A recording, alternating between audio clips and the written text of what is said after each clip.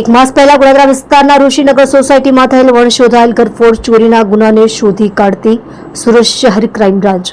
સુરત શહેરના જુદા જુદા પોલીસ સ્ટેશનમાં બનેલ અનડિટેક્ટ ઘરફોડ ચોરીના ગુનાઓ શોધી કાઢવા સારું પોલીસ કમિશનર સાહેબશ્રી તથા સંયુક્ત પોલીસ કમિશનર સાહેબશ્રી ક્રાઇમ નાઓએ આપેલ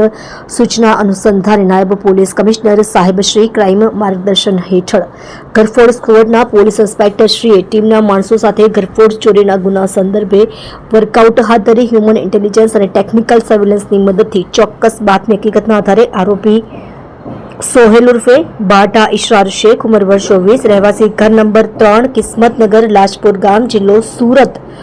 મોણ ગામ તાંડા થાના જિલ્લા ફૈઝાબાદ ઉત્તર પ્રદેશને પકડી પાડેલ છે. ગુનાની હકીકત સુરત શહેરના ગોધરા વિસ્તારમાં ઋષિનગર સોસાયટીના ઘર નંબર 426માં ગઈ તારીખ 24/5/2025ના રોજ રાત્રિ દરમિયાન કોઈ અજાણ્યા ઈસમોએ પ્રવેશી સદર મકાનમાંથી સોના ચાંદીના ગહેણાની ઘરફોડ ચોરી થયેલ તે સંદર્ભે ગોધરા પોલીસ સ્ટેશનમાં સંલગ્ન કલમથી ગુનો નોંધાયેલ હતો.